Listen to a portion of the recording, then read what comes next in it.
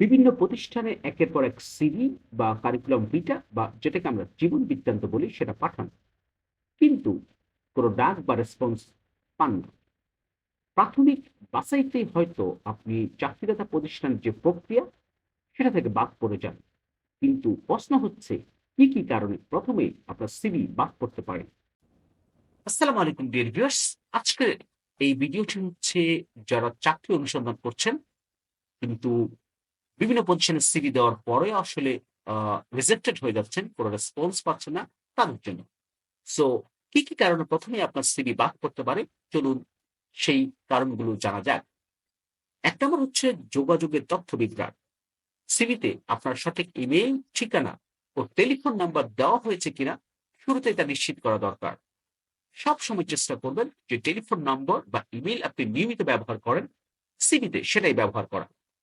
ভুল telephone number বা email দেওয়ার কারণে অনেকের কাছেই চাকরিদাতা প্রতিষ্ঠান প্রয়োজনীয় সময় যোগাযোগ করতে পারে না। তাই শুরুতেই বাদ পড়ে যায় আপনার সিভি। ২ নম্বর হচ্ছে বানান ও ছোটখাটো ভুল। সিভিতে বানান ও ছোটখাটো ব্যাকরণগত ভুল হলে শুরুতেই একটা নেতিবাচক ধারণা তৈরি হয়। সিভিতে এই ছোটখাটো ভুলের কারণে শুরুতেই বাতিল হয়ে যেতে পারে আপনার সিভি। সিভি লেখার পর অবশ্যই বানান ও ছোটখাটো কোনো ভুল হলো কিনা তা যাচাই করে নেওয়া খুবই প্রয়োজন। সিভিতে বানান ও ছোটখাটো ব্যাকরণগত ভুল হলে চাকরিদাতা প্রতিষ্ঠান আপনার সাথে যোগাযোগ না করার সম্ভাবনাই বেশি। নাম্বার ৩ হলো অপ্রাসঙ্গিক ও অনুপযুক্ত তথ্য। সিভিতে সঠিক ও যথাযথ তথ্য দেওয়া উচিত।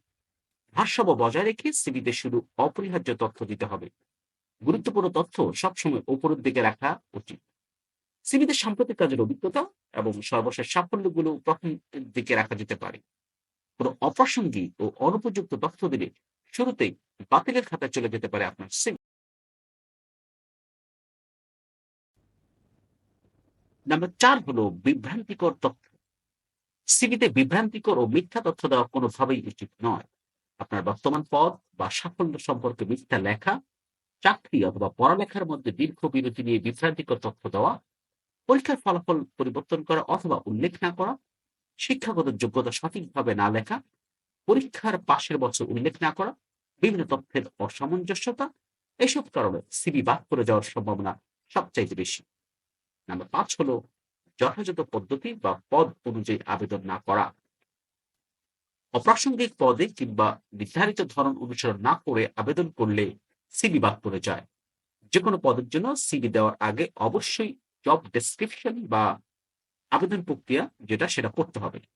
অনেক প্রতিষ্ঠান নির্ধারিত ফর্মে আবেদন করতে বলে বা সিভির ক্ষেত্রে কিছু দিক নির্দেশনা দিয়ে দেয়। আপনি সেটি অনুসরণ না করে সিভি পাঠালে বা জব ডেসক্রিপশন এর সঙ্গে আপনার যোগ্যতা মানানসই কিনা তা যাচাই না করলে প্রাথমিক বাছাইতেই আপনার সিভি বাদ পড়ে যেতে পারে। নাম্বার ৬ হলো মিথ্যা রেফারেন্স দেওয়া। অনেক সময় দেখা যায় সিভিতে রেফারেন্স হিসেবে যাদের নাম দেওয়া হয় তারা হয়তো আবেদনকারীকে একেবারেই চিনেন না। তাই সিভিতে মিথ্যা কোনো রেফারেন্স না দেওয়াই উচিত। আর যারা ফ্রেশার আছেন তারা ২ টি রেফারেন্স রাখতে পারেন। রেফারেন্সের ক্ষেত্রে কোনোভাবেই পরিবারের কাউকে বা আত্মীয়স্বজনকে না রাখাই ভালো। সিভিতে সঠিক রেফারেন্স না থাকার কারণেও বাদ পড়ে যেতে পারে আপনার সিভি। নাম্বার 7 হলো স্বাক্ষর না করা। সিভিতে স্বাক্ষর খুবই গুরুত্বপূর্ণ। সবশেষে যথাস্থানে স্বাক্ষর না থাকলে প্রাথমিক বাছাইতে আপনার সিভি বাদ পড়ে যেতে পারে। তাই সিভি জমা দেওয়ার ক্ষেত্রে যথাস্থানে স্বাক্ষর রয়েছে কিনা তা দেখে নেবেন। ডিয়ার ভিউয়ার্স, আশা করি আপনারা যারা নতুন চাকরি অনুসন্ধান করছেন, বিভিন্ন প্রতিষ্ঠানে সিভি জমা দিচ্ছেন কিন্তু কোন ধরনের রেসপন্স বা সাড়া পাচ্ছেন না।